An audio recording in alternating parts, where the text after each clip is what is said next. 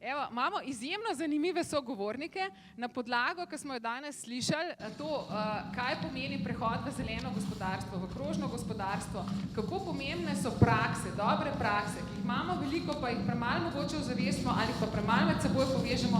Danes imamo tukaj sogovornike, ki nam bojo dali kot en trampolin še energijo in zagon za to, da se jim ali pridružimo, ali kam vključimo, ali smo pa vsaj ponosni na nje. Tako da odločili smo se, da bomo zelo analoški, kot smo danes slišali, da naj gre v dve smeri, ker imamo 1 uro, ne, in bomo poskušali biti spoštljivi do časa in vam dati tudi besedo. Bi jaz kar prosila, da med tem, ko poslušate, če bo kdo vmes ga kaj zasrbelo, da kar roko dvigne, pa morda vmes že kaj vpraša, da ne bi nam zmanjkalo časa še za to, da vas vključimo. Nekako bomo šli tudi v tem drugem krogu 2 rundi, smo rekli. Prvo, da sploh spoznamo, kdo je kdo, v čem je drugačen, v čem je poseben, v čem je ta zgodba krožna in edinstvena, tako da bom kar začela na tej strani z našim prvim sogovornikom, Štefanom Bertoncljem. Pozdravljeni, družba Domel. Danes ste bili že zvezdniki dneva, pa mogoče, sam še to, Aleksandra Gradišek se je upravičila, zbolela manjka, ker sem bila ena soustvarjalk Srca Slovenije, bom samo 2 stavka vmes na mesto nje povedala, mi je dala pooblastilo, drugače pa evo, začnemo. Lep pozdrav vsem skupaj, upam, da tole dela, ker ne vidim lučka dela, me slišite.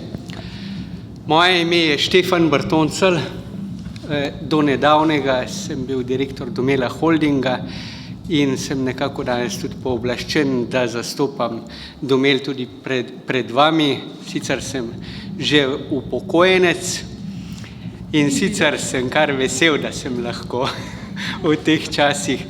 Glejte, moja naloga je, da vam povem nekaj od tega, kar vas bo verjetno zanimalo. Prihajam namreč iz železnikov in železniki imajo eno specifiko. Znani so po tem, da imajo v svojem imenu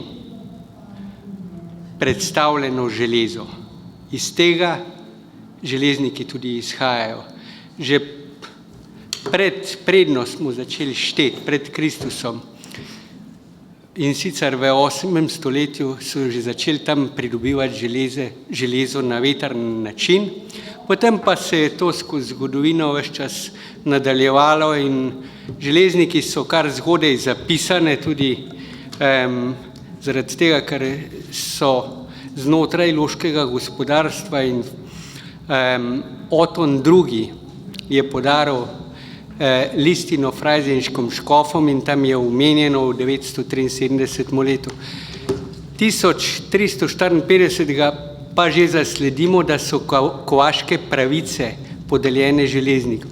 In to je zaznamovalo železnike in železnikarje prav do danes. Od takrat, ko so kovali železo, so se kar dobro imeli, to je bila kar bogata družba, mesto je obsegalo tudi do 6000 prebivalcev. Ko pa pride leto 1902, ugasne plavž, zamre kovaška dejavnost in takrat se začne zelo veliko životarjenje. Več kot polovica ljudi se izseli, ostane samo peščica, ki so se težko prebijali iz dneva v dan. Vse do konca 2. svetovne vojne v železnikih ni bilo dela in je bilo pravzaprav zares težava. Zgodilo se je pa to zaradi tega, zdaj, ker se pogovarjamo o trajnostnem razvoju, zaradi tega, ker niso upoštevali znanja. Takrat se je zgodila industrijska revolucija, pridobivanje železa se je začelo na drug način in takoj v sosednji Kropi so se fužinarji in kovači povezali v zadrugo in jim je pomagala tudi država, da so lahko iz kupljenega železa pridobivali neke izdelke za železnice, ki so se takrat gradile. V železnikih pa tega posluha ni bilo in zaradi tega je prišlo do siromašne družbe. To, da se je to zgodilo, je nekako še danes zapisano v srcih železnikarjev. V 1946 se ustanovi zadruga Niko in združi vse tiste, ki so imeli kakršnokoli znanje, obrtnike in druge, da so začeli delati, in ta zadruga Niko je zelo hitro rasla in že po 3 letih je štela tam okrog 300 zaposlenih. Iz te zadruge so nastale tudi mnoga podjetja, ki jih poznamo v Sloveniji, tudi Hidrija izhaja iz železnikov, potem cel kup drugih podjetij. Za Domel je pa pomembno, da najde v tej zadrugi svoj rojstni kraj in svoj rojstni datum.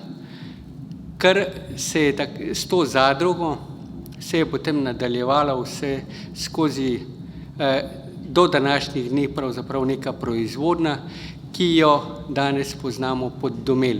Da rečem, kaj pravzaprav Domel dela, vsi poznate sesalce in večina ima različne blagovne znamke, ampak skoraj z gotovostjo trdim, da 90% prisotnih poganja vseh tistih sesalcev, ki jih imate Domelov motor.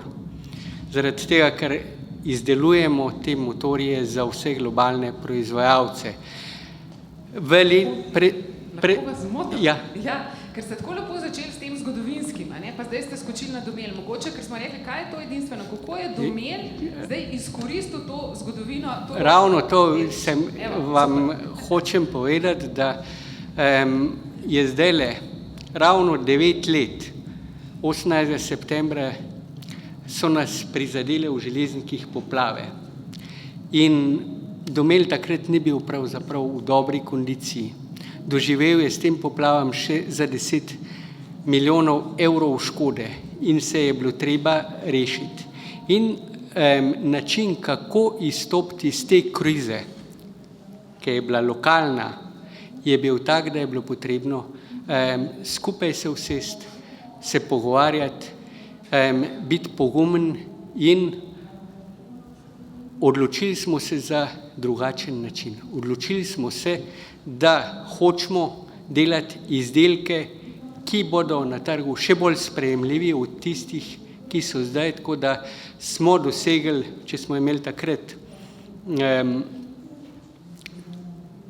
majhen tržni delež ali pa večji tržni delež z izdelki, ki porabijo manj materijala, ki so bolj učinkoviti, ki so boljši od konkurence, ki vsebujejo več znanja, ki postajajo na trgu iskani. In s tem je model tudi Domel v strokovnih krogih zelo poznan in zelo iskana blagovna znamka. Vsi izdelki so prodani pod blagovno znamko Domel. Na drugi strani smo začeli proizvajati motorje, EC jih imenujemo. To so motorji, ki za sebe zelo malo porabimo. Da rečem, en avtomobil, s katerim se vozimo, porabi večino energije za toploto. Če bi naredili malo boljše motorje, približno 30% do 38% imajo avtomobili izkoristki. Mi smo začeli delati motorje z izkoristkom od 92 do 95%, tako kot ima pipistrel letala.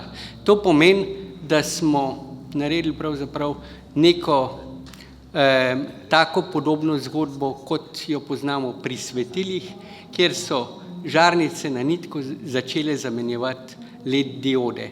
In s tem letna proizvodnja teh motorjev približno obsega 30.000 kosov, prihranimo pa toliko energije, kot jo proizvede elektrarna Vrhovo. Tako da ta ekološki princip je zelo pomemben in je tudi sprejemljiv.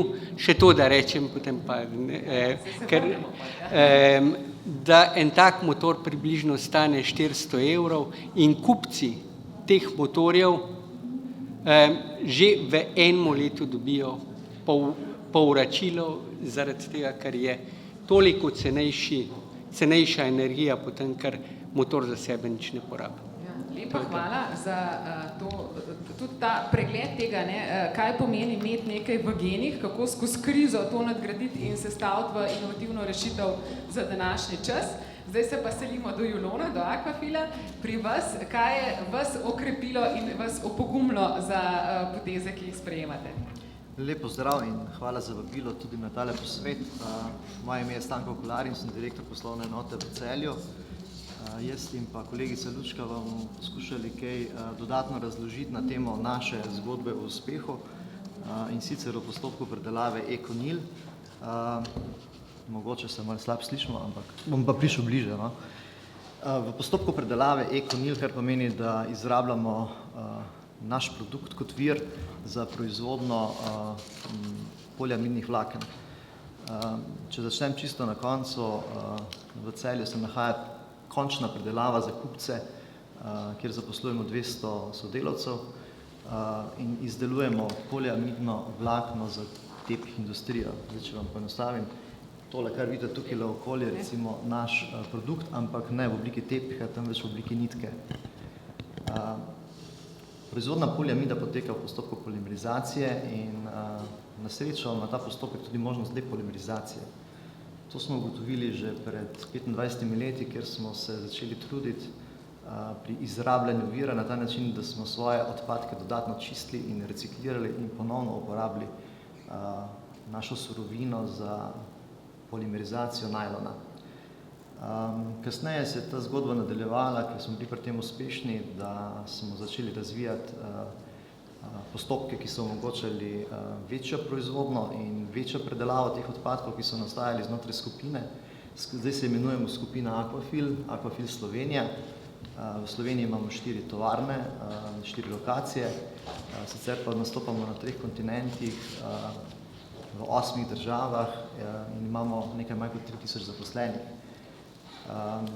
Postopek ECONYL, ki je nastal kot industrijski obrat pred približno 5 leti, je rezultat našega dobrega dela v preteklosti, znanja, ki smo ga nadgrajevali vizionarstvom našega vodstva, uprave v globalnem smislu, ki je prepoznalo reciklažo ali predelavo postindustrijskih in pa postuporabniških odpadkov kot eno tržno prednost, tržno nišo, ki bo v prihodnje verjetno dala naši blagovni znamki dodatni zagon ali pa prednost na trgu. Skratka, lotili smo se dela in pred približno 5 leti odprli obrat, kjer dejansko predelujemo zbrane odpadke po svetu ribiške mreže, v surovino za našo ponovno proizvodno. Velik del predstavljajo ribiške mreže, ki se nahajajo na našo srečo tudi že zbrane na kupih na severnih morjih, kjer je ribištvo ena tradicionalna panoga, tudi nekje v azijskih državah je to precej močno.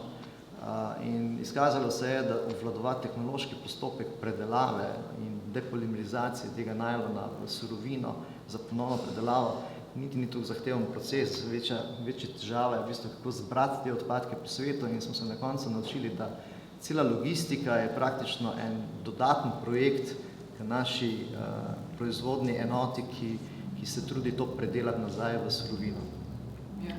Zelo lepo, mogoče bi tle dodala to tudi, ko smo govorili o krožnem gospodarstvu, o vseh 3 komponentah, o gospodarski, o okoljski in o družbeni. Prav v vašem primeru je ta družbena komponenta tudi zelo močna, zaradi tega, ker ustvarjate neka delovna mesta oziroma priložnost za zaslužek, naprimer na Filipinih, tem, ki zbirajo mreže, se z NGO-ji povezujete. Tako da vse skupaj ni samo produkt, je cel proces in vključevanje marsikoga. Dejstvo je, da v bistvu mi v krožno gospodarstvo nismo šli z projektom krožnega gospodarstva, ampak iz nuje, ki se je izkazala za eno tržno nišo. In na koncu smo si izmislili naš model krožnega gospodarstva, ki danes kaže da smo imeli prav. In da je po tej poti treba nadaljevati in da dejansko zagotavljamo vse vidike tega krožnega gospodarstva, kot ste sami ugotovili.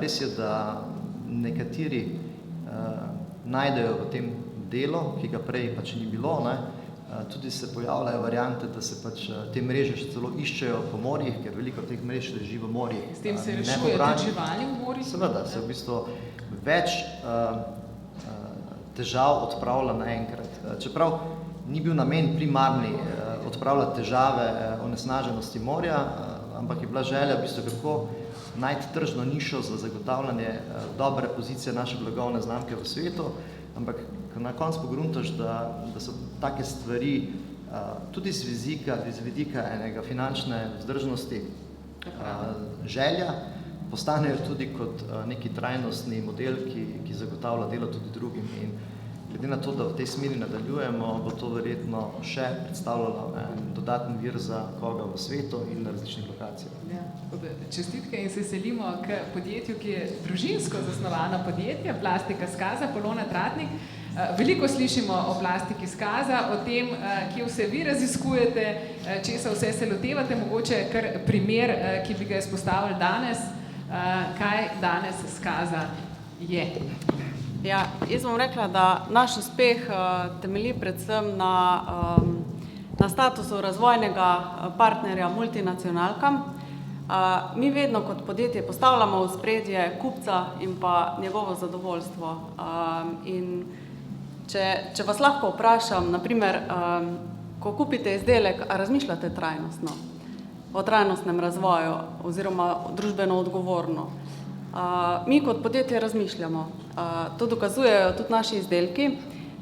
Če pogledate, v roki imam 2 izdelka, na videz sta povsem enaka, ampak v bistvu je eden narejen iz bioplastike, drug pa je narejen iz navadne plastike, se pravi plastike, katere osnova je pač nafta. Vodilo, ki nas že nekaj časa spremlja, je predvsem, da se želimo poznati čim bolj naše kupce.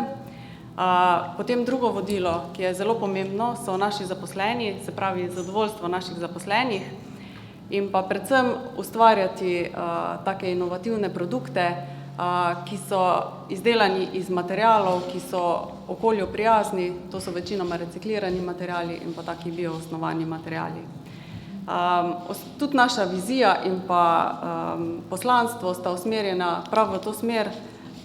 Vizijo smo rekli, da prihodnost vidimo predvsem v povezovanju narave s tehnologijo in pa poslanstvo kot razvoj inovativnih produktov, ki povezujejo ljudi z naravo. Rekla sem, da je prvi vrsti pač kupec, ampak jaz pravim, da je vmes pa še en člen, ki je zelo pomemben za vsako podjetje. Pri nas pravimo, da vsak delež šteje in zaposleni, skrb za zaposlene je ključnega pomena. Mi smo se organizirali v nekakšne mini družbe, se pravi, da smo znotraj našega podjetja naredili take manjše sklope. To pomeni, da skrbimo pač za rasti družbe in pa predvsem smo bolj povezani z zaposlenimi. Pri nas zaposleni niso samo številke, ampak v bistvu je za vsakega izdelan tudi nek karierni načrt. Zato smo letos ustanovili Skaza akademijo. Zaenkrat je sicer namenjena bolj internemu usposabljanju. To pomeni, da imamo veliko ljudi, ki imajo ogromno znanja in to znanje morajo predati naprej tistim, ki to želijo oziroma novim, ki pridejo brez izkušenj v podjetje. Kasneje pa je namenjeno, da delimo to znanje navzven in da se prav naredijo taka gruče ljudi oziroma povezave, kot je danes naše srečanje. In to je idealna priložnost. Moram pa reči, da smo tudi, glede na to, da smo družinsko podjetje, smo tudi družini prijazno podjetje, kar je težko doseči, če si proizvodno podjetje, ima 4-izmensko delo, ampak nam je to uspelo.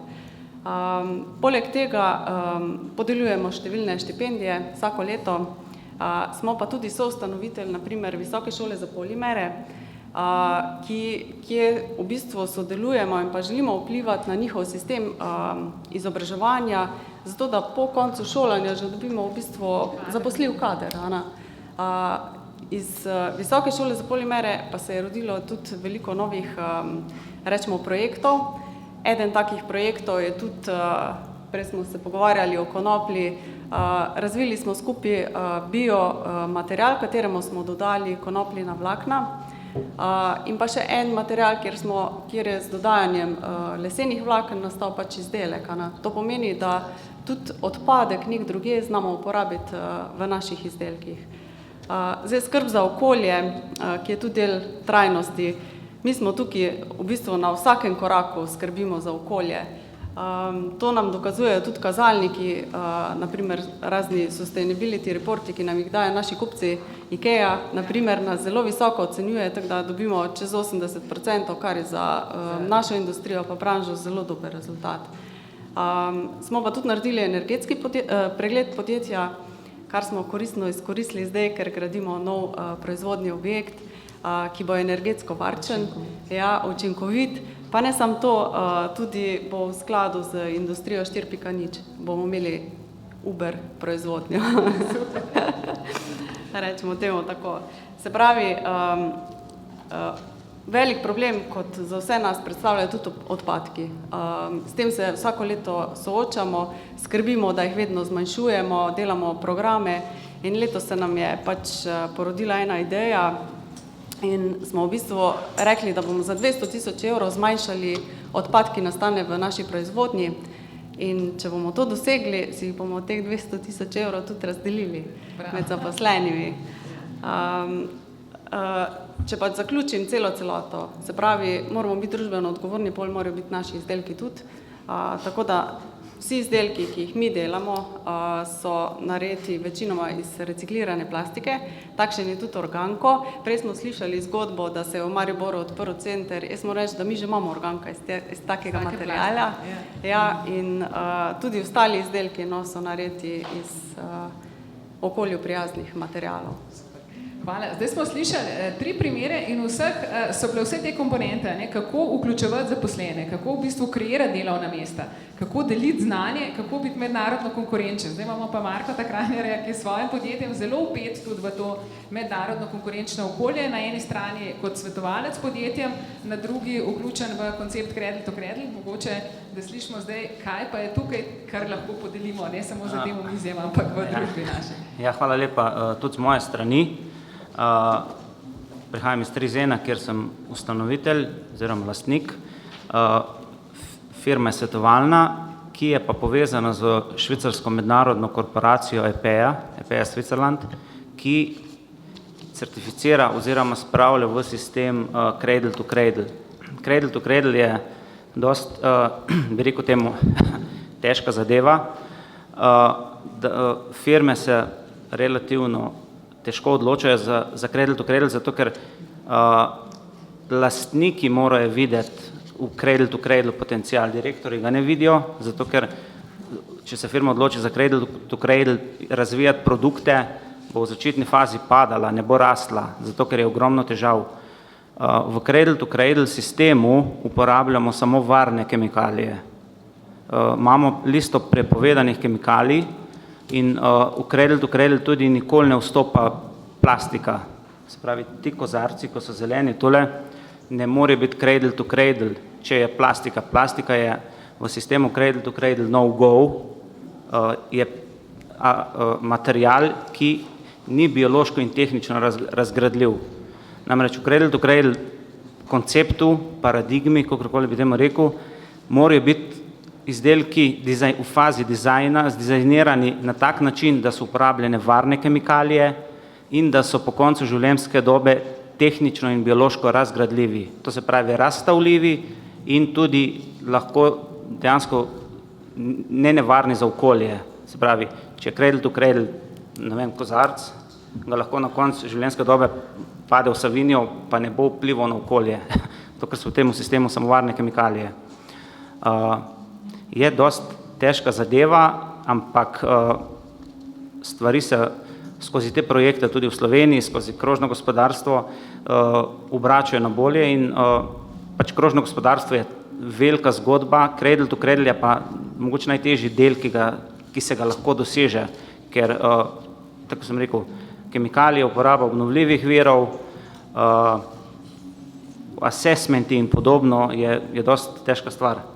Mogoče še v olajšanje samo to, kaj je na razpolago na spletu, saj zame je bilo to odkritje, da se lahko tudi vidi izdelke proizvajalce, ko se nekako odločamo, tudi za to, kaj ima to Cradle to Cradle. Ja, inštitut oziroma Cradle to Cradle zgodba je že razvila varne materiale oziroma najdlje na tem svetu oziroma na področju Cradle to Cradle je tekstilna industrija.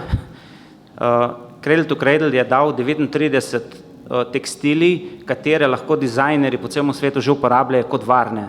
Tako da na področju tekstila je Cradle to Cradle daleč spredje pred vsemi ostalimi, pred gradbeništvom, pred lesarijo, pred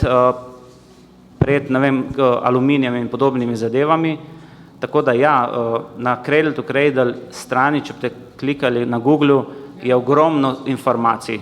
Moč, ja. Tako da hvala, zato ker kdaj nimamo dostopa do informacij ali pa kot smo govorili pri krožnem gospodarstvu, je bilo izpostavljeno v eni od prezentacij, kako pomembno je, da že pri načrtovanju razmišljamo, ne?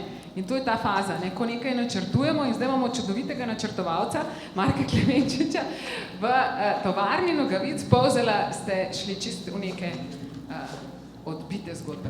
Ja. Don't smoke it, wear it. Ali ne, kadi nosi. Ja, mi smo se, tako da smo se srečali z konceptom Cradle to Cradle tudi, vse smo se, tako ko smo objavili ali pa dali v prodajo nogavico iz konoplje, nekako spodbudili zanimanje raznih partnerjev. Ne?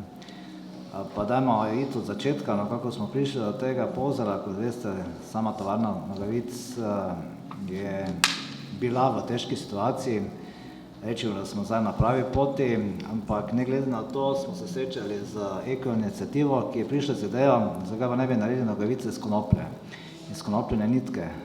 Smo začeli razmišljati v tej smeri in jaz sem angažiral razvoj, sem rekel, da smo že dosti razvili, pa dajmo pogledati, da je to sploh stvar, ki bi mogoče bila nekaj posebnega. No? In razvoj imamo res dobro razvojno ekipo, ki je nekako našla možnost nitke sestavljene iz konoplje in bombaža.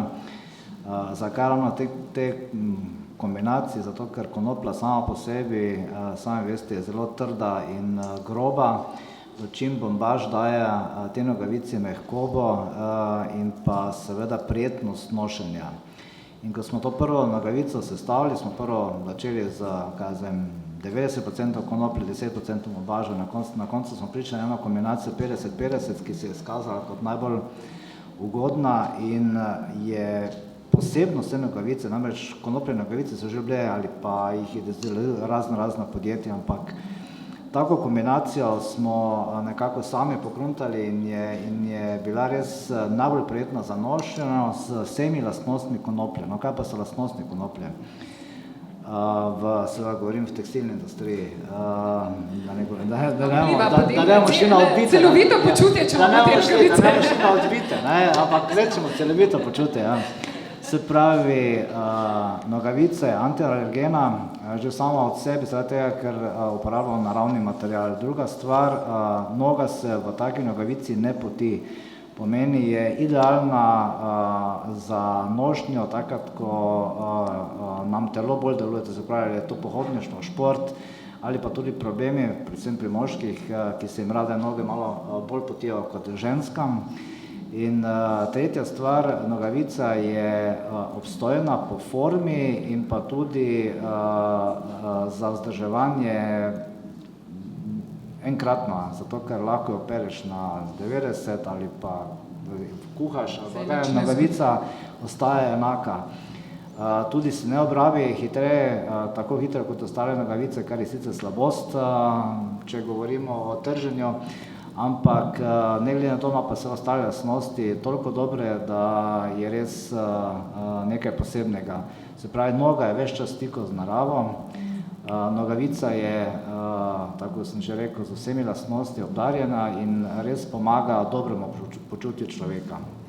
Seveda, če ne je bilo eko-iniciative, ki nas je na to nadihnila, pa da ne bi mogoče bilo na voljo na trgu pač predivo, ki smo ga, ali pa nitka, ki smo našli. Mislim, da mogoče ne je bila to taka zgodba o uspehu, kot je, ampak izkazalo se pa je kot ena novost, kot ena sila, ki nas je tudi kot tovarno zopet dvignila med potencialne tekstilne proizvajalce. In pa še nekaj, videli smo, da z nogavico, kamkoli smo se v tujini, govorim predvsem Evrope, pojavili, je bilo presenečenje ali pa uspeh ali pa to, da smo nekaj tako razvili, zelo nekako sprejeti, kot da je v bistvu res to nekaj novega. Ne? Kako pa še potrošnik, ker govorili smo za to spremembo, ne? No, Sta vedno oba kupec, kako je pa odziv tudi kupcev? potrošniki so bili zelo od začetka nekako skeptični, ampak sam občutek in pa potem tudi odgovori naših kupcev pa potrošnikov so bili zelo spodbujajoči in za nas, bom rekel, res izziv, da smo moče pa potrditev, da smo bili na pravi poti. Se pravi, nekdo, ki je to nogavico nosil, je samo še opisal kot res nekaj posebnega, ne samo iz principa nošnje, ampak tudi iz vsega tega, kar sem že prej povedal, ne, je v resnici nogavica res nekaj posebnega. Odlično. No, še skozi potrjujemo, kako je to krožno za vseh vidikih dobro. Irena Rotar, vi ste ena taka čarodejka pri spodbujanju in pletenju različnih mrež, košaric in vsega. Ja, kaj vse ste že načarali? Ja, kar nekaj smo že naredili, ker že kar od leta 2009 nekako sodelujemo, izhajamo iz preprostih ljudi in nekako prevajamo, se pravi, vse te povezave od preprostih ljudi, institucij, politike, pa vse do gospodarstva, ne? Ker je včasih tako zakomplicirano, isto stvar mislimo, ne? Isto cilje imamo, pa ne znamo združiti, pa ne znamo prevesti, da bi to preprosti ljudi dejansko občutili. No in to mi počnemo že od leta 2009 dalje, z nekaterimi dvoranimi, z Tadejem Slapnikom smo že začeli za samo oskrbo takrat, leta 2009. Ugotovili smo, da vse, kar nas obdaja, izhaja iz zemlje, no in tako smo tudi pričeli. Najprej z gibanjem štafeta semen, kjer smo videli, da so ljudje apatični, da sploh ne vedo, kaj pomeni semena.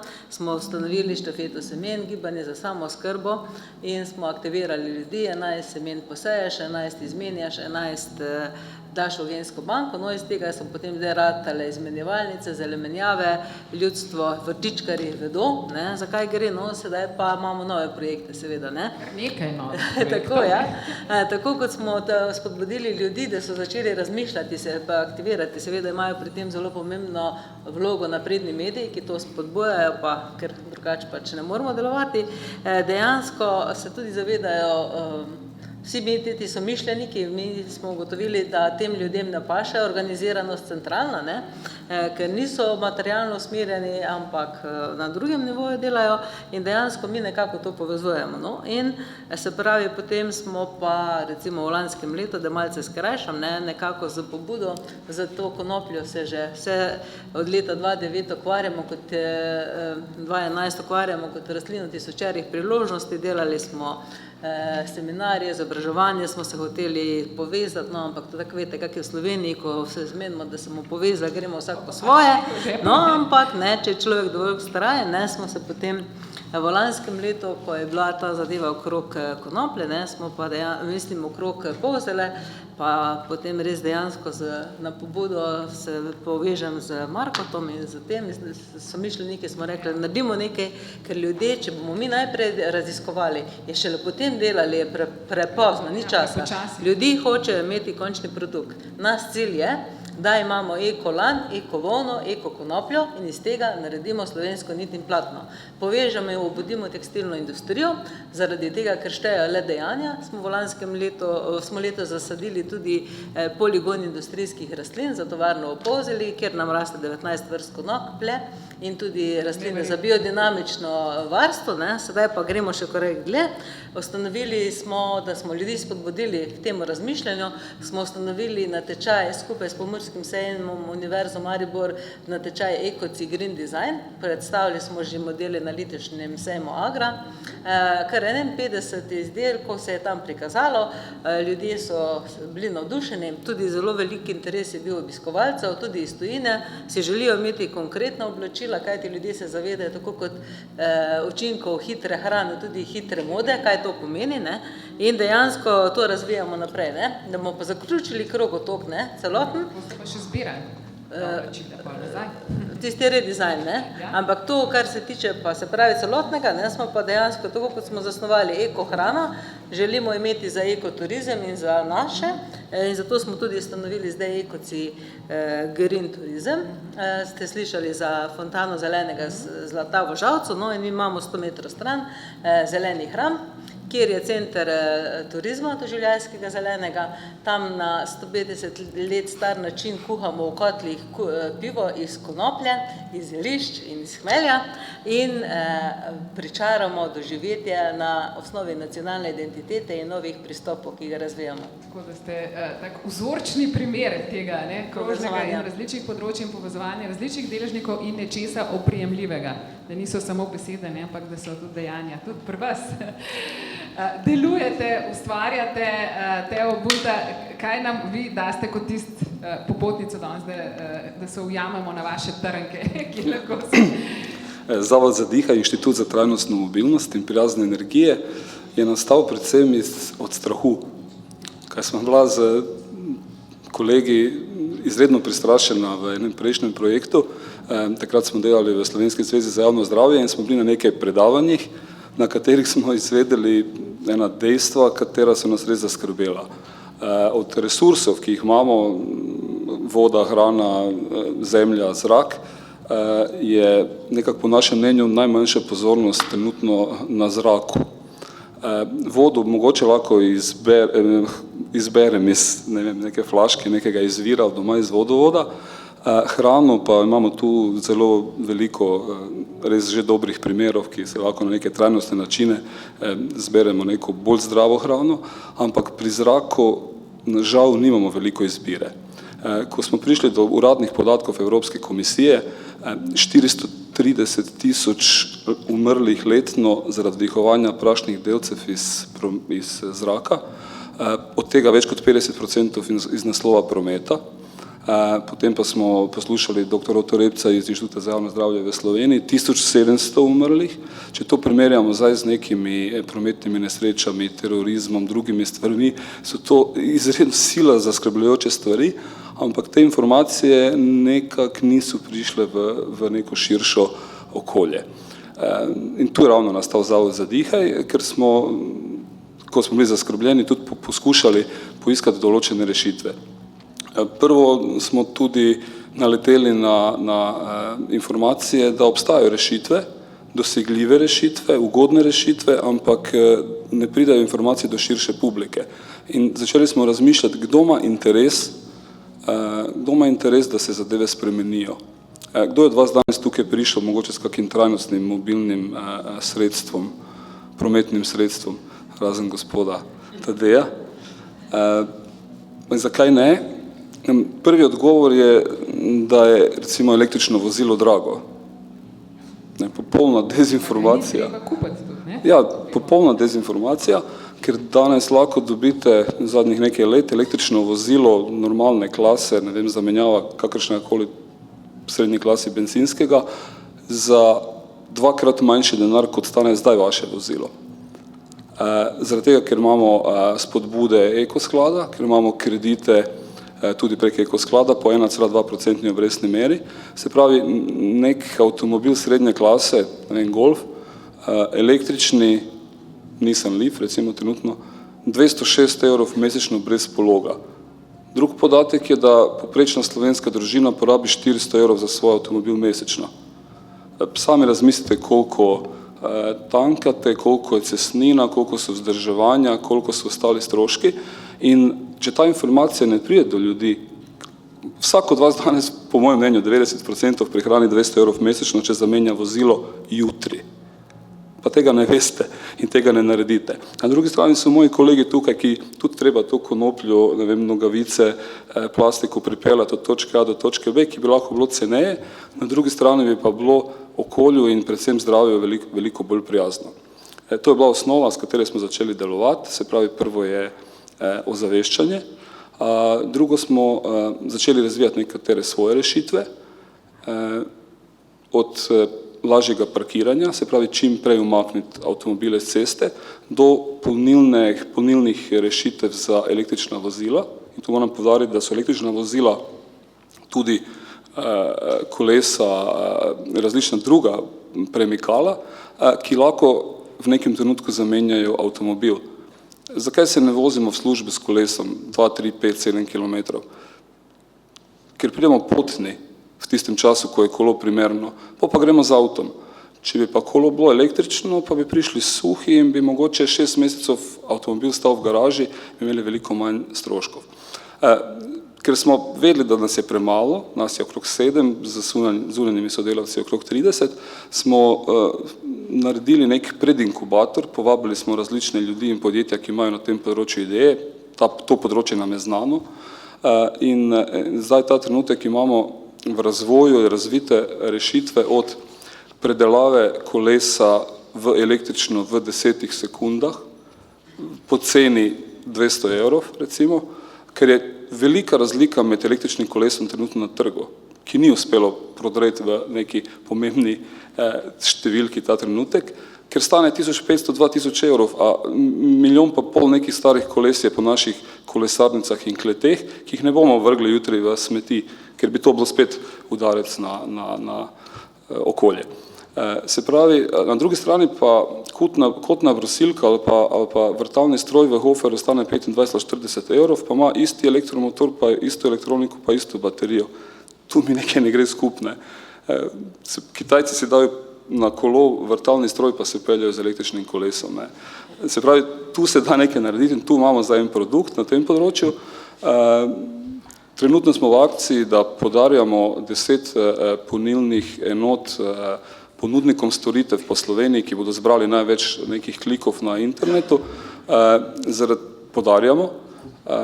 Kaj dobijo ponudniki storitev s tem? Dobijo svojo točko na Google Mapsu, na drugih aplikacijah, dobijo neko otvoritev, dobijo neko množico ljudi z električnimi vozili pri sebi v otvoritvenem času in je v bistvu vrednost marketinška veliko večja, kot je mogoče ta elektrika, ki je polnjenje enega kolesa v 1 uri 1 cent, stroškovno gledano, ali same enote.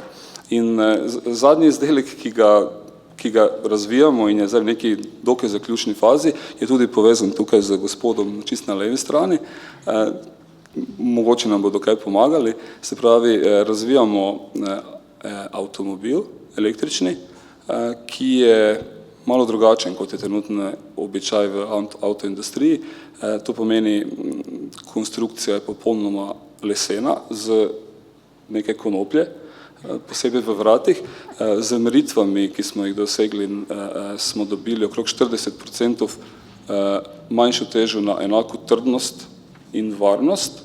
A elektromotor tudi uporabljamo slovenski z učinkovitostjo 95 do 98 od gospoda Sušnika, za katerega bi imeli neko idejo oziroma željo, če bi lahko domel mogoče prevzel industrializacijo tega motorja. Ne vem, če so se tu pogovori že tako daleč. Se pravi, zakaj elektromobilnost, zakaj odstop od nafte? Razen teh zdravstvenih težav, ki sem jih v začetku omenil, Slovenija uvaža 2 milijona evrov naftnih derivatov letno, a po dr. Lepu nam promet povzroča še 2 milijardi, a po dr. Lepu nam promet povzroča še 3 milijarde posrednih stroškov. To je 5 milijard, da primerjamo to z slovenskim proračunom, skoraj 50%, z zamenjavo energenta bi to znižali za 3 milijarde letno.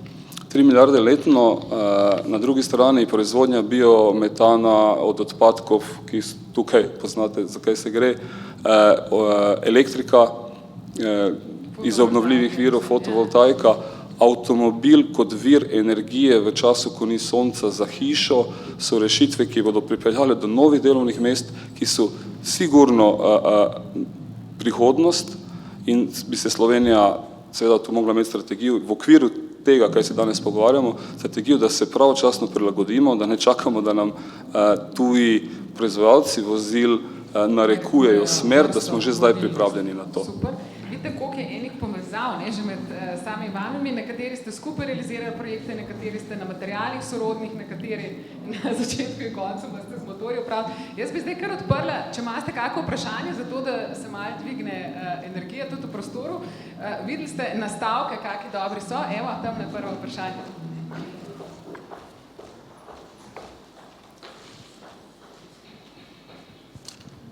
Marjan Mernik, Univerza v Mariboru, Fakulteta za elektrotehniko, računalništvo in informatiko. Jaz sem vprašanje za državnega sekretarja, gospoda Tadeja Slapnika. Pa je navezano na tole. Slovenija dala zdaj velik signal ali pa država, v kam se naj usmerja razvoj inovacije z strateškimi partnerstvi. Definirali smo 9 področij, ampak če pogledamo ta področja, se vsa dotika nekako zelenega gospodarstva. Imamo pametna mesta, krožno gospodarstvo, trajnostno predelave hrane, e-mobilnost. Večina teh področij nekako sodi v zeleno gospodarstvo. Kako zdaj graditi partnerstvo med temi področji? Imate kakšno zagotovilo ali pa načrt, kako čim bolj imeti sinergijo med temi področji? Zdaj sama fakulteta je zelo vpeta v pripravo teh slipov, tako na pametna mesta kot trajnostni razvoj. Se zdi, da to je dober način, kako doseči takšno sinergijo. Me zanima vaše mnenje. Sprejeti okvirni program prehoda na zeleno gospodarstvo. V sklopu tega je tudi akcijski plan za 15-16 se izteka. Zdaj, ko odpiramo partnerstvo, v katerega vabimo vse deležnike, predvsem tudi tovrstne izobraževalne inštitucije, želimo ta program za leto 17-18 dopolniti, nadgraditi, predvsem pa povezati vse ključne deležnike od gospodarstva, civilne družbe, izobraževalnih organizacij in dejansko tudi mapirati v operativnem programu Evropske kohezijske politike, kje so vsa ta sredstva na voljo. V veliki meri ste videli, danes smo na tem posvetu že predstavili, predvsem pa to partnerstvo razviti kot neke vrste gibanje. Se pravi, da bomo vse deležnike vključili notri, da ne bo samo od države odvisno, če tako, ker vemo, da se bo prehod na zeleno gospodarstvo zgodil predvsem v gospodarstvu samem. To je neka generalna usmeritev, je pa res, da zdaj po enem letu od sprejetja programa je bila koordinacija predvsem na ministrski ravni. Vidite, da z današnjim dogodkom zadevo odpiramo in mislim, da nas čaka enih, kako bom rekel, čudovito sodelovanje tudi v prihodnje. Mislim, da mogoče danes napovem z enim močnim tednom krožnega gospodarstva, ki ga bomo v mesecu novembru organizirali v različnih krajih po Sloveniji bomo današnji posvet še strokovno bistveno bolj nadgradili. Vmes pa, kot smo omenili, 3. oktobra na Brdu pri Kranju z ključno zainteresiranimi deležniki vzpostavili tudi formalno partnerstvo za zeleno gospodarstvo in ga tudi odprli na ta način, da se bo kadarkoli v prihodnosti lahko kdorkoli na udeležencu tudi priključil. Tako da jaz mislim, da lahko za temi usmeritvami, za tem povezovanjem tudi te cilje dosežemo, da lahko, mislim, da tudi presežemo Nizozemsko, ki pa je v tem obdobju se v Evropi dejansko pozicionirala. Mi imamo tudi zelo veliko srečo, da so to znanje, te izkušnje zelo pripravljene tudi z nami za Slovenijo deliti, to tudi pridno izkoriščamo, tako da v tej smeri ne vem, če je moj odgovor zadovoljiv. Jaz lahko umešam čist izven, zdaj kršem vsa pravila, ampak zato, ker sem bila najbolj tečna in gospod Vosner, če bi bil tukaj, bi rekel, to je una za krožno, sem to vprašanje skozi zastavljala, ker meni se je zdelo nenavadno, da je tale, ko se reče, razpis za krožno gospodarstvo, vsa ostala pa tako, ker krožno je vendarle krovno. Vse vsem, ja, krožno ali zeleno, ampak zdaj smo ravno imeli danes zjutraj tudi z ministrstvi, z delovno skupino razpravo na to, da je kriterij ocenjevanja znotraj vsake skupine tudi ta, mogoče to v podporo temu, da ne bo zdaj nekje, zdaj bom tak primer dala, zmagal projekt za sežigalnico, zato ker ni v kategoriji krožnega gospodarstva, drugje v krožnem gospodarstvu pa samo, da bo vse od sežigalnice bo letel ven. Mislim, da ne bo takih nesporazumov, tako da ta koordinacija je vzpostavljena. Ja.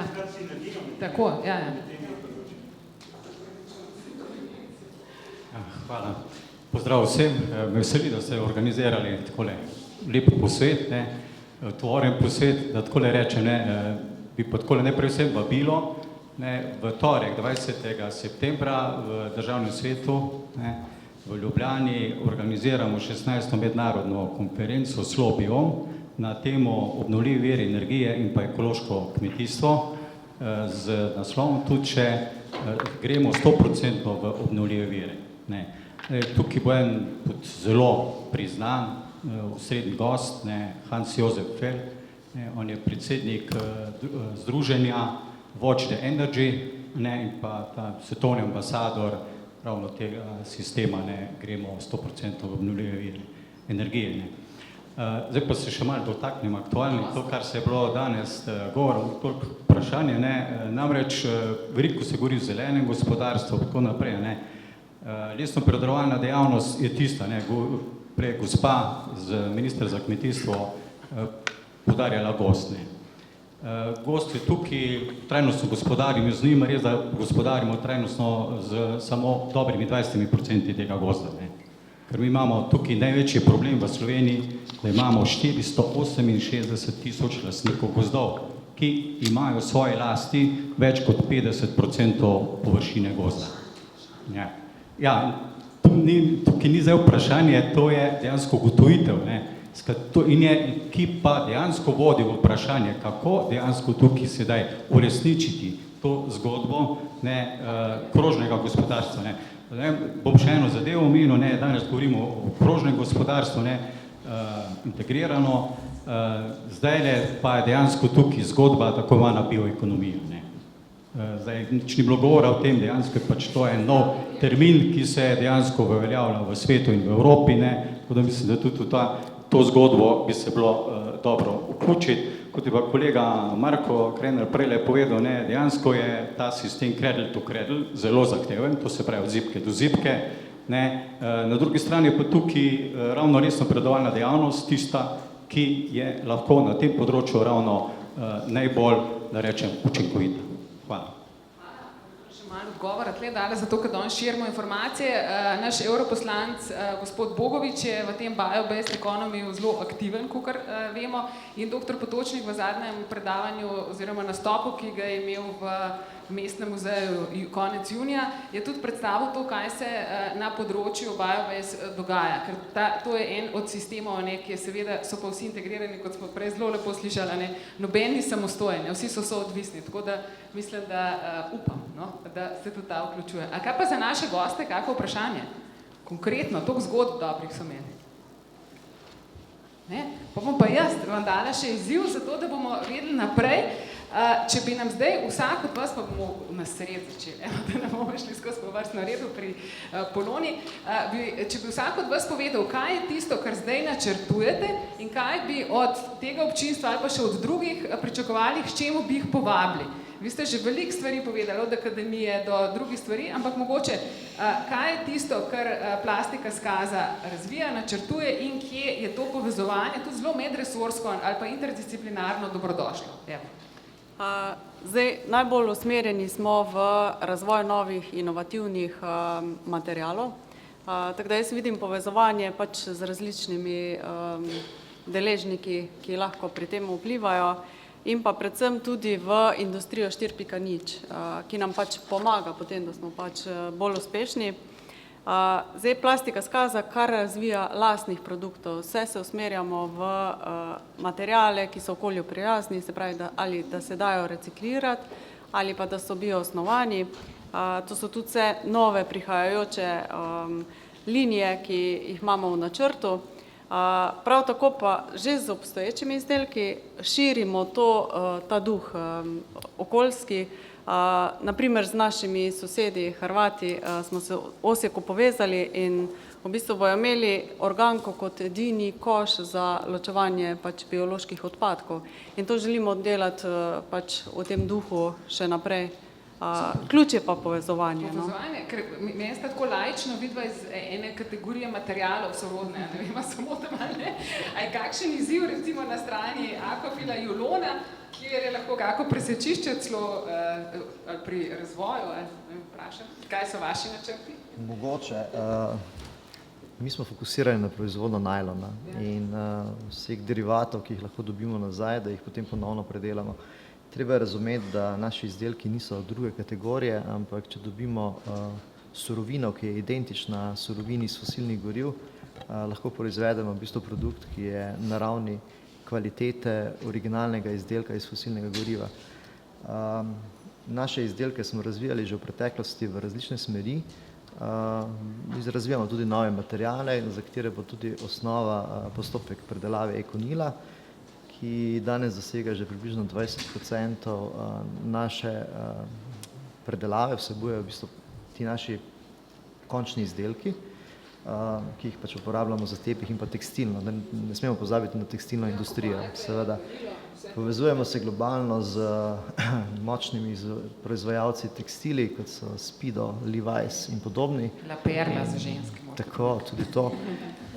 Skratka, gradimo zgodbo, ki ni samo naša zgodba, ampak želimo, da so v to zgodbo vključeni tudi naši kupci in ugotavljamo, da z veseljem pristopajo in da smo že v fazi, da se moramo malo omejevati oziroma da smo res prisiljeni širiti proizvodnjo, kar se bo zgodilo že v tem in prihajajočem letu. In veseli smo, predvsem slovenska izpostava, ki predstavlja nekje slabo tretjino svetovne skupine Aquafil, da se ta zgodba odvija v Sloveniji. Proizvodnja Econila v glavnem poteka v Sloveniji. Tudi predelavni obrati so za čiščenje teh odpadkov postindustrijskih in pa postuporabniških v Sloveniji. Ni pa to edini naš cilj, seveda se kot podjetje obnašamo trajnostno. Mi javno objavljamo naša poročila o trajnostnem razvoju in o trajnostnih učinkih naše skupine že skoraj 10 let, kjer se kaže naš napredek in zaveza k izrabljanju obnovljivih virov energije. Vesel sem, da v Sloveniji, vsaj na lokaciji v Celju, praktično uporabljamo 100% zeleno električno energijo in tako zmanjšujemo ogljikovodični odtis praktično na nič. Ljubljana je v zadnjem letu, dveh izvedla projekt izmenjave toplote z vodnim mestom Atlantis, kjer smo našo odvečno toplotno energijo na narekovajih podarili oziroma jo dali na trg kolegom preko ceste, ki so to izrabili za ogrevanje bazenske vode, kar pomeni dvojni učinek. Mi nimamo težav z odpadno toploto, oni pa v bistvu tudi nekaj prihranijo pri ogrevanju, za kar so prej potrebovali v bistvu storitve Toplarne Ljubljana. Da pa ne govorimo o ogljikovodičnem odtisu, treba razumeti, da ta projekt pomeni zmanjšanje prisotnosti nekaj tisoč avtomobilov na letni ravni v Ljubljani in je tudi en del prispevka k mobilnosti na drugačen način kot pa s fosilnimi gorivi. Vesel sem, da se ta projekt nadaljuje tudi v Celju, kjer ugotavljamo, da imamo toplarno sežigalnico, odlično sežigalnico, ki ima pa svoje viške toplote, ki jih tudi poleti odvaja v zrak, namesto da bi jih za kaj bolj pametnega izkoristila. Sicer so študije pokazale, da je to malce neracionalno početi na takšni razdalji, kot je do našega poslovne enote, je pa res v sami industrijski coni Celje vzhod, se pravi železarski kotlini naši tam proti Štoram, je že sama železarna proizvaja ogromno toplote, ki jo pač odvaja v zrak in na ta način na narekovajih onesnažuje okolje. In imamo že v izdelavi projekt, da bi na podoben način, kjer smo mi v Ljubljani pač to toploto dali na trg, tukaj nekaj toplote sprejeli in bi poskušali zmanjšati našo porabo zemeljskega plina, ker za termično obdelavo teh vlaken na lokaciji v Celju potrebujemo cirka 100.000 kubičnih metrov plina na mesečni ravni in bi lahko to bistveno omejili z uporabo odvečne toplote, ki se tam nahaja. Tako da študije so v izdelavi kažejo na racionalno uporabo teh virov in da bomo verjetno v tem projektu nadaljevali naslednjem letu tudi s kakšno realizacijo. Ločevanje odpadkov, lahko rečem, da po naših standardih, po ISO presojah, po ISO standardih, ki jih obvladujemo, smo eni boljših, vsaj tukaj na lokaciji v Celju praktično 100% ločujemo odpadke in jih velik del recikliramo. Tisto, kar gre pa na trg, pa nikako ne gre kot mešan komunalni odpadek, ampak 100% predeljiv odpadek.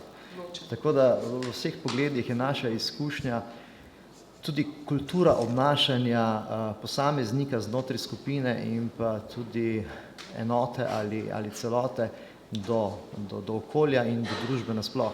In z dvigovanjem neke splošne kulture se dviguje tudi v bistvu potem ugled podjetja, ugled zaposlenih in dober občutek, da si član takšne skupine. Tako da v vseh pogledih je takšno razmišljanje pozitivno, če pa prinaša še na koncu dobiček, s katerim so zadovoljni lastniki in pa seveda tudi zaposleni, je pa to v bistvu pika na i oziroma češnja na torti. Mislim, da smo imeli zdaj tle prav ta primer tega, kaj je poslovni model zasnovan po principih krožnega gospodarstva z vsemi družbenimi, okoljskimi in še medgeneracijskimi učinki, še prenos znanj. Pa mogoče grem zdaj na, ker vi ste pa tudi proizvodnja, ne? In slišali smo, kako so se z tem materialom Econil uvrstili v sam svetovni vrh. Mislim, da boste zdaj tudi tole deklaracijo imeli, tako kot je za Goratex, ne? Da se bo tudi, tu smo slišali, da se bo označevalo na izdelkih, ne? Ker sploh se mi zdi veliko priznanje. Kje vidite pa vi še priložnosti? Ne? Zdaj s tem novim izdelkom, s to nitko, kar ste naredili, se vam je en nov horizont odprl. Greste naprej, kje so še kakšne, koga bi pozvali k sodelovanju, k razvoju? Tukaj je... Pa že žurka od zunaj, tako da. Ideja, ki imamo okrog nitke, je to, da trenutno to nitko važamo. Ne? In želeli bi, in to je tudi ideja zadruge, ki smo jo ustanovili, da bi delali na razvoju in sicer, da prvič znamo pridelati konopljo, ki je najbolj primerna za to, da se iz nje potem, to se pravi iz olisenih delov, da naredi nitka. Druga stvar, da se naredi predilnica, ki zna to narediti, potem, da delamo naprej na razvoju, da sami znamo nitko proizvesti in jo sami tudi skombinirati. Da tu je priložnosti ogromno in tudi razvojnih možnosti ogromno. V zadrugi sodeluje tudi IHPS, oziroma Inštitut za hmeljarstvo, ki isto tudi dela na našem poligonu in z nami raziskuje te stvari, in jaz mislim, da zato s tem povezovanjem res delamo na enem krožnem gospodarstvu, da gremo res od proizvajalca, predelovalca do industrije in seveda potem tudi s tem na trg. Testirali smo, trg potrebuje in si želi naravnih materialov, potrebno je pa retrogradno in zopet obuditi proizvodnjo tega, kar je Jugoslavija bivša že bila znana, pa dajmo to zopet narediti skupaj.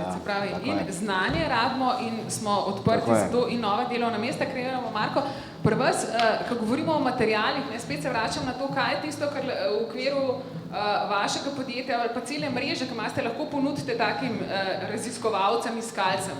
Ja, kot vidite, za mizi precej govorimo o tekstilu, se pravi, v tekstilu se zelo dosti dogaja. Cradle to Cradle je bil 30 let nazaj ustanovljen, dva znanstvenika sta ga ustanovila, ker nista se znala delati z firmami, z biznisom, sta potem najela oziroma so se zmenili z Albinom Kellinom, ki je prevzel EPEA Switzerland. EPEA Switzerland prihaja ponovno 14. oktobra v Ljubljano, kjer bo EPEA povedala, kako razvijati firme v Cradle to Cradle. Zraven pride tudi predsednik ene avstrijske korporacije, kemične, kako Frosch poslovni model razvija, se pravi produkta in poslovnega modela prodaje. Tako da na to temo Cradle to Cradle se v precej v Sloveniji dogajalo. Smo zelo odprti za tekstil, ampak moja tenzija je v letošnjem in naslednjem letu se z gradbeništvom začeti pogovarjati. Tekstilna industrija je največja svetovna industrija, drugo je gradbeništvo.